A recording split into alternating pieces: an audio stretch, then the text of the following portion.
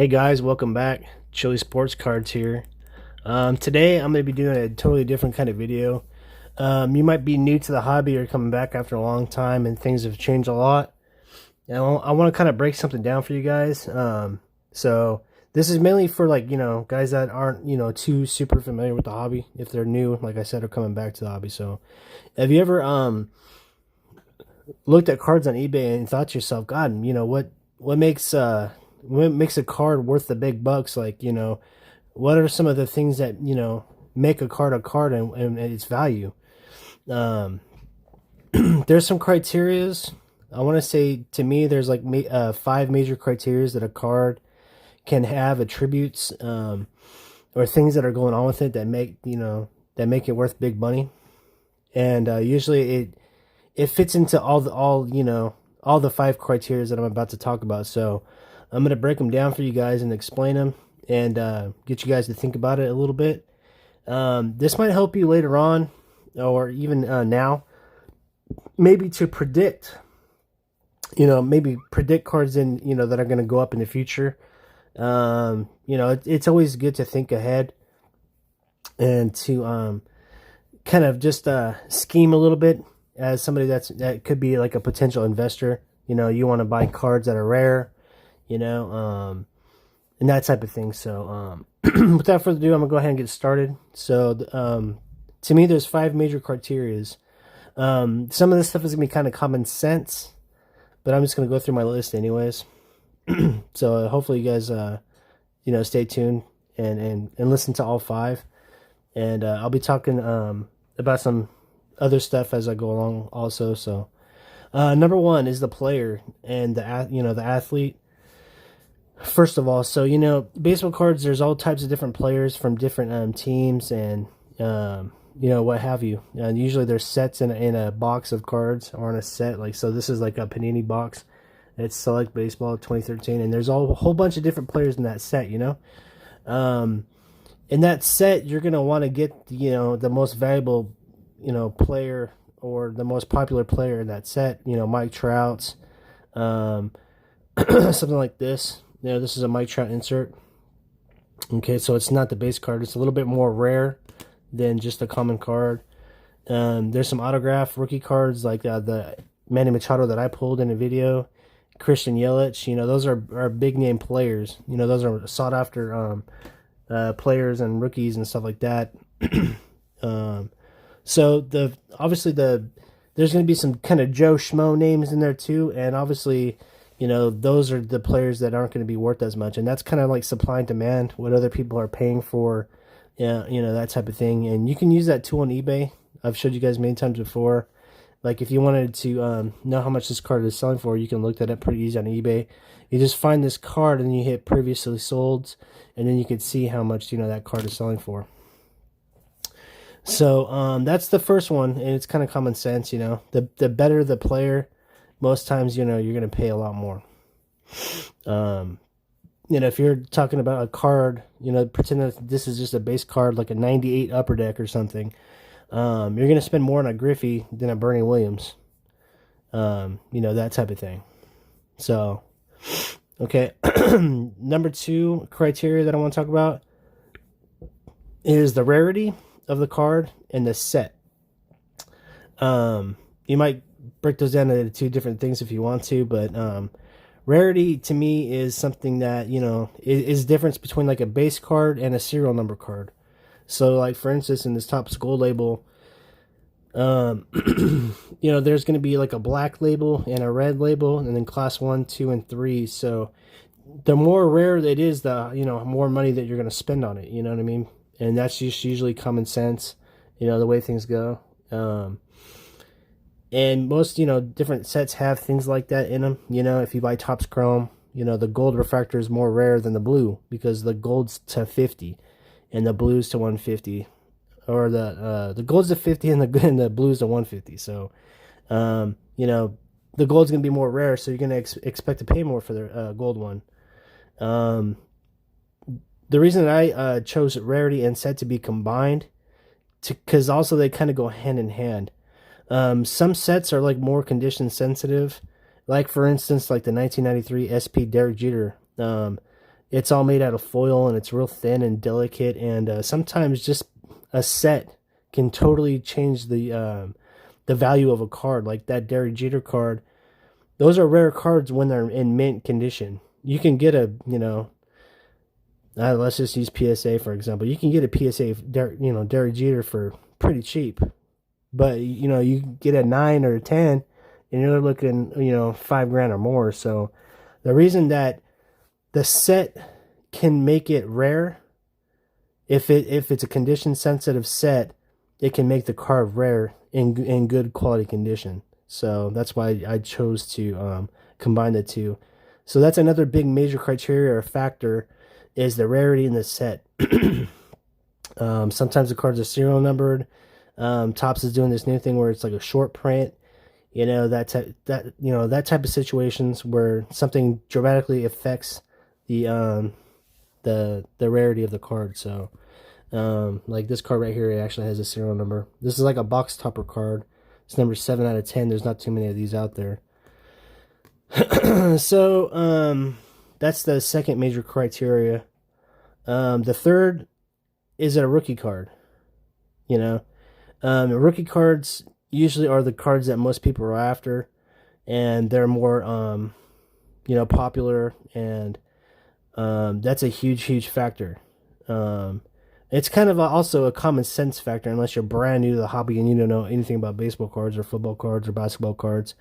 All of these criteria that I'm going to be talking about, they all kind of are universal to all sports. So I'm checking out my dogs real quick.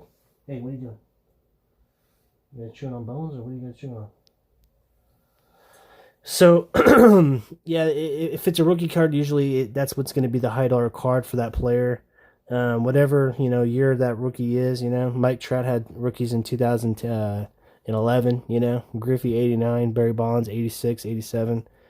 So definitely, you want to go after the rookie cards, but also keep in mind that some of the other cards, when they're in their prime, or at the end of the year or somewhere in the middle, you can get rare cards of your favorite player or player there's that you're collecting, and you're going to get them significantly cheaper than the rookie cards, but they're still nice cards of good players, and they're going to be rare. So you can always buy what you want to buy. You don't always have to just buy rookie cards and stuff like that. So keep that in mind. But yeah, a rookie card is generally going to be the most valuable card that they have in most cases.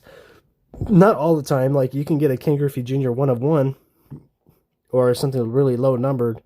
Some of these like numbered to 10, like jersey autographs, stuff like that. I mean, those are big money cards, and a lot of times those are bigger money cards than any of his rookie cards.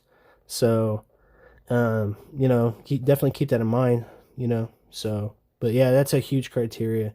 If we're talking about just base kind of card, rookie cards usually are the most popular and the most sought after. The fourth criteria that I want to talk to you guys today about is grading.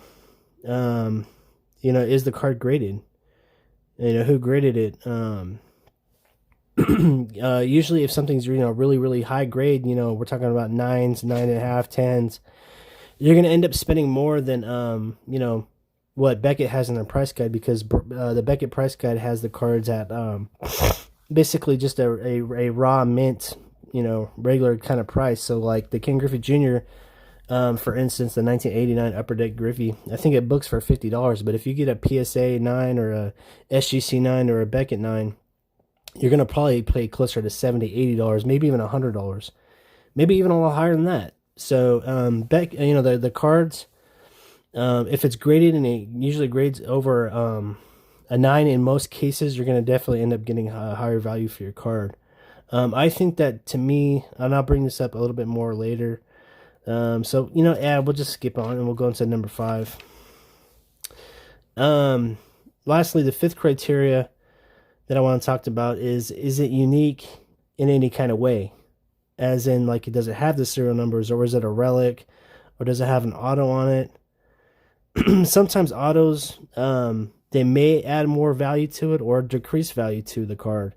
It just depends on the situation and the card, and if the graded company actually just grades the auto, because I've seen cards where they just actually grade the auto and not the card. So like if you found like an old Hank Aaron rookie card and it wasn't graded, but the autograph was graded, that can tend to hurt the value sometimes. So it just depends on the card and the situation. So, but that is a criteria, because what happens is if you have the other things going for it, if it's the big name, the big player, it's like a harder set or it's a rarer set, and it's a maybe like a more delicate card than other cards sometimes, or if it's graded, you could be potentially looking at all the right factors that make a huge card. And I'll talk about that later also. But yeah, the uniqueness of it, if it's just a regular card or if it is a special like anniversary diamond, like the 2011 update, that's a rare version of the regular paper card. So it kind of goes in with rarity and set, but also, I mean, there's a lot of cards, out there in different sets and different types of rarities and in versions and stuff like that. So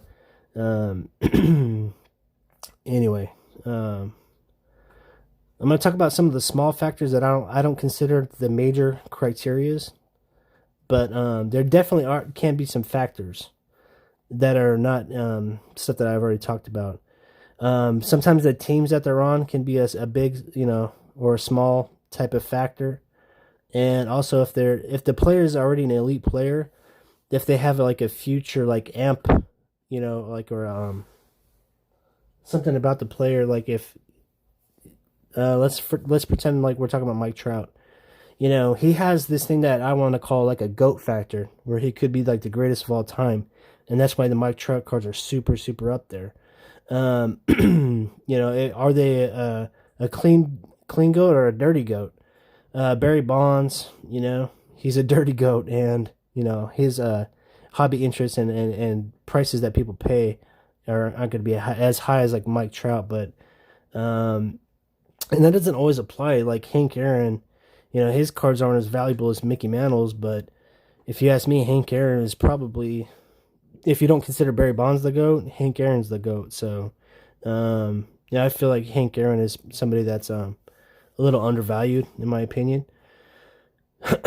So I mean, people are almost spending as much money on Mike Trout rookie cards, base paper cards, as people are spending on Hank Aaron, depending on the Hank Aaron grade, So it's pretty crazy, that you can get a 1954 tops, for Hank Aaron, a rookie card for like $2,000, $2,500 if it's a low grade, and you're looking at a Bowman Sterling refractor Mike Trout from 2011, and you're going to be spending the same amount of money on. To me, that's just nuts. So,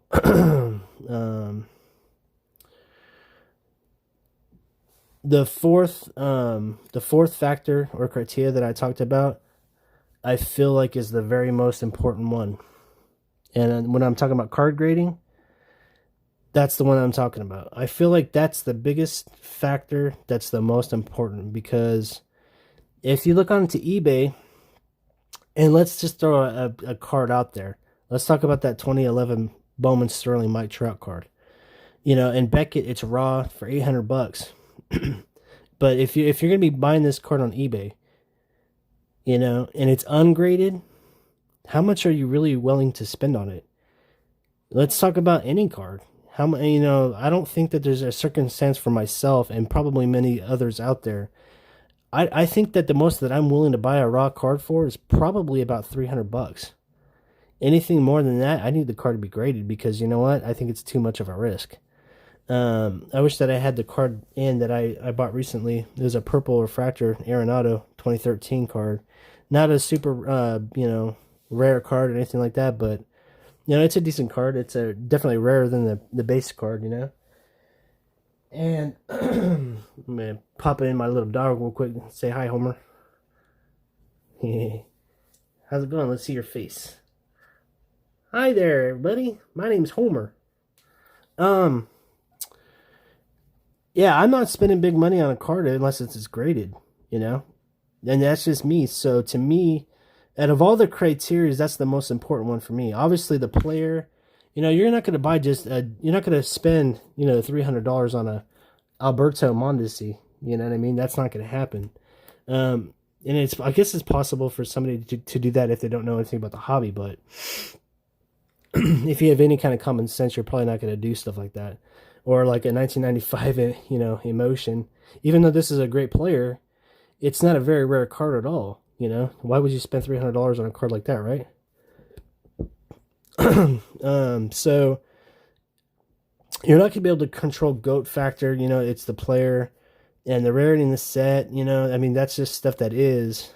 But out of stuff that you can control, you can obviously control what you buy, and you know what I mean. But we're talking about all these criteria that you have any control over. That's why I think that the card grading is so important, because I truly feel like there's there's not a lot that we can control.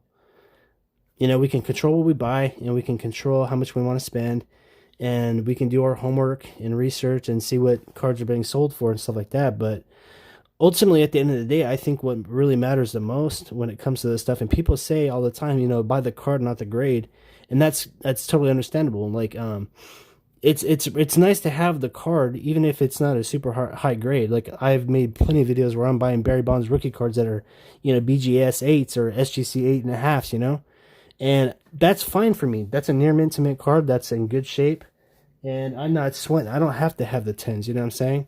Because you're gonna, pay a lot more for the 10s. And if it's gonna be something that you just want to have for your collection, something that maybe you used to want to have when you were a kid and stuff like that, it's all good. But literally, to me, out of all the stuff that we can control, I think that if we're talking about big money cards, how much would you spend on a 2011 Trout update card, raw? I wouldn't spend more than $300 on it at all. If it's a totally different thing if you're a person, if you're at a card show and you really did your research on that card and you can spot out a fake and you knew what to look for and you could see with your naked eye really good, and then it's, in great condition, and you decided that it's, near mint to mint, the centering and everything looked pretty good on it, and you're like, okay, well, here's $300, $400, $500, whatever it costed to buy that card. Then in that case, yeah, I might spend a little bit more on a card that's ungraded, but I have to see it in person. I won't buy a card on eBay that's ungraded for more. I think that's my limit. Everybody else is going to have their own limits on what they might spend on a raw card. So let's pretend that we were talking about a super valuable card. Let's talk about let's talk about a 1952 Mickey Mantle Topps card. It might be a $25,000 card, and you might have a chance to buy it for, $5,000, something like that, Would you do that? The answer to me is in most cases, unless you're kind of crazy, I wouldn't buy that card online if it's raw. I wouldn't do it. So to me, that makes the grading super, super important, because, it gives us that security blanket, and the higher the card is, the more risk is involved for it, being fake and losing your money and buying something that's, totally not even worth anything because it's a fake card. Sometimes, when we're talking about players, there's trends and, investors that start pushing on stuff, and, hype, and there's media, and there's investors and buyers, and there's, market sales to look at, and stuff like that. So we can't control any of that stuff. Say for instance, we're talking about Pete Alonso last year. He was probably one of the most valuable rookies out of all the, rookies last year. Him, Tatis, and Vlad Guerrero Jr. And so those cards started to go up a little bit and stuff like that. Were they the best players, the best rookies? They pretty much were. But you also had some guys that had pretty good rookie seasons also, that weren't shortly, far behind those guys. So I think there's like a guy named Endman, something like that. He's on the Cardinals. He had a great rookie season, but his cards are way cheaper than, like, say, the Fernando Tatis. So some of that's kind of just hype and what everybody's doing. And so if you want to buy the Pete Alonso or the Tatis, you're going to pay a little bit more because everybody else is paying more. You know what I'm saying? So anyway, I wrote down some notes. I'm going to take a look and read it real quick.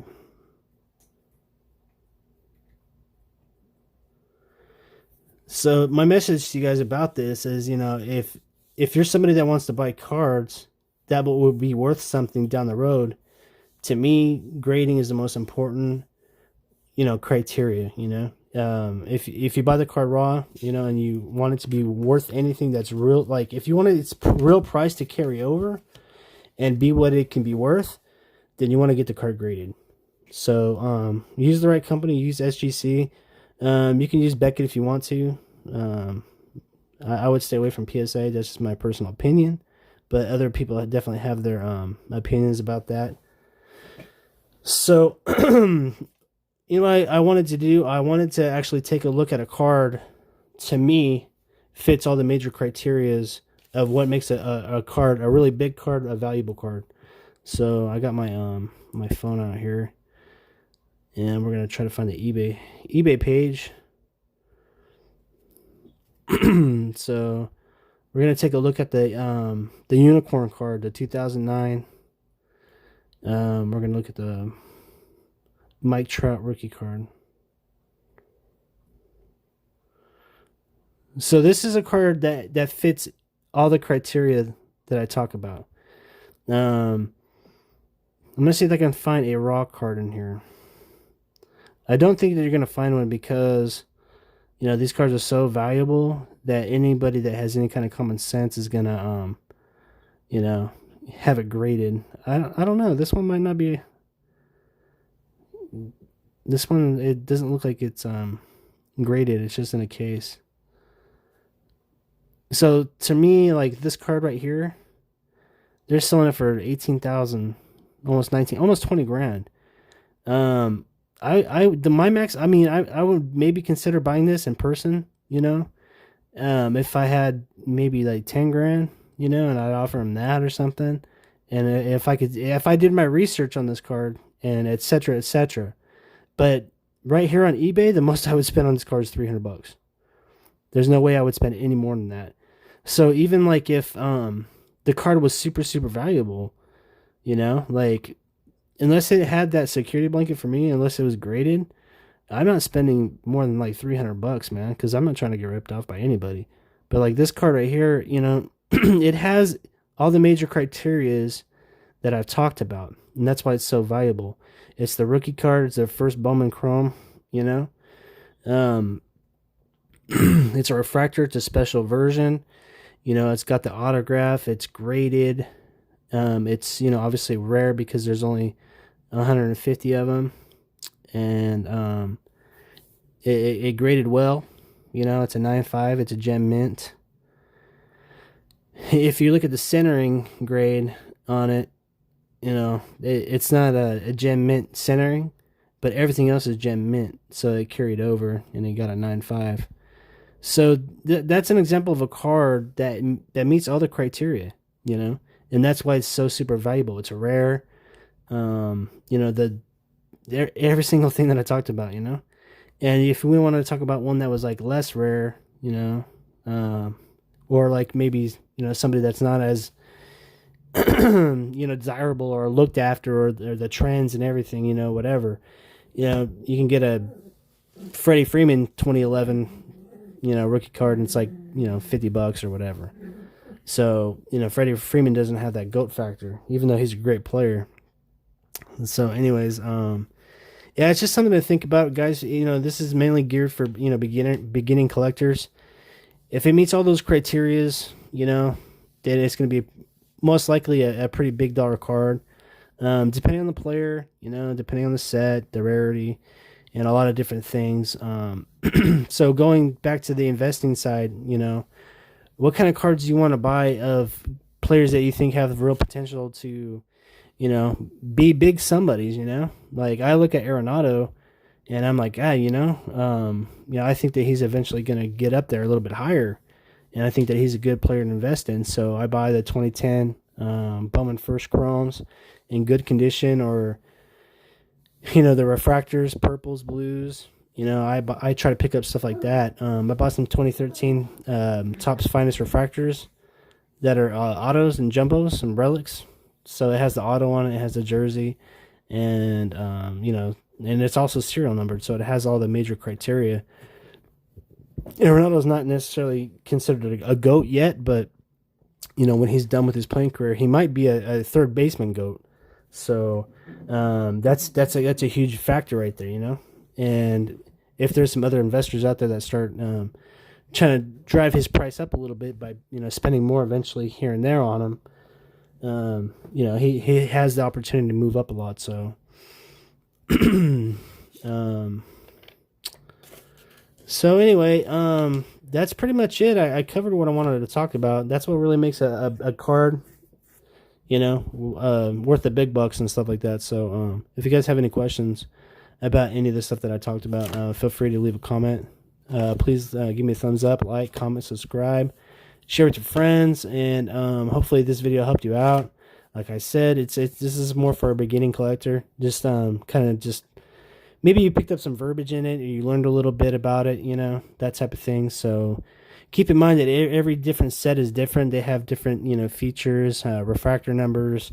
It totally depends on the card and the set and stuff like that. So do any kind of research you can about a set or a player before you decide you want to buy anything. Check out what they're going for, the market value, and shop wisely, shop smart. If you're going to be spending, a good amount of money on a card, make sure you buy the card that's graded. That way, there's no ifs or doubts. And a lot of cards out there of the newer players, like the guys that consider themselves to be like drafters or prospectors and stuff like that, a lot of those cards are kind of raw still. Sometimes you can find the better ones that are graded and stuff like that. But if you want to go to that route, that's fine. That's something that I personally don't do because, I've seen a lot of really good major league players with a lot of talent not really do a whole lot in their career. Like a guy like Mike Cameron, he's the one that replaced Griffey in center field. All the talent in the world, real good baseball player, but nobody wants to buy Mike Cameron baseball cards. You know what I'm saying? Like, I guess that some people do, and nothing against Mike Cameron. He was a great ball player, but let's be honest, like if you're, have any kind of knowledge in the hobby, Mike Cameron's not a big name, and a lot of people don't, care too much about Mike Cameron, right? Good player, good solid player. A lot of, he hit 4 home runs in a game before. I don't think Ken Griffey Jr. ever hit 4 home runs in a game. I know that he's hit 3 a few times, but not 4.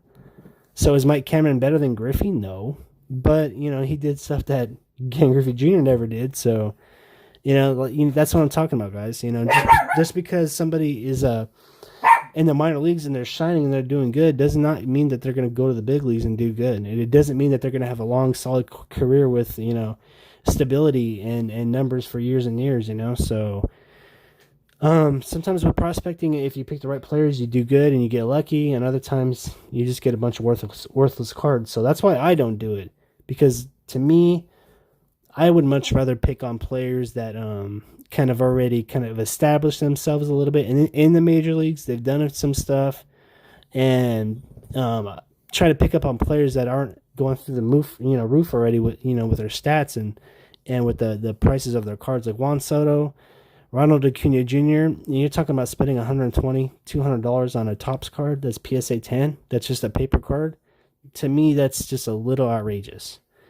Especially since they've only been in the league for just a little while. Don't get me wrong, I can't take anything away against those guys. They've had great, short careers so far, and they might have, really awesome careers. But, to me, you got to establish yourself just a little bit more than that, But everybody's different, and everybody can buy what they want to buy and stuff. So, hopefully this video helped you out if you're new. And I'm going to actually go ahead and sign off this time. I'll talk to you later. Have a great night. And that's it. All right. See you guys. Bye.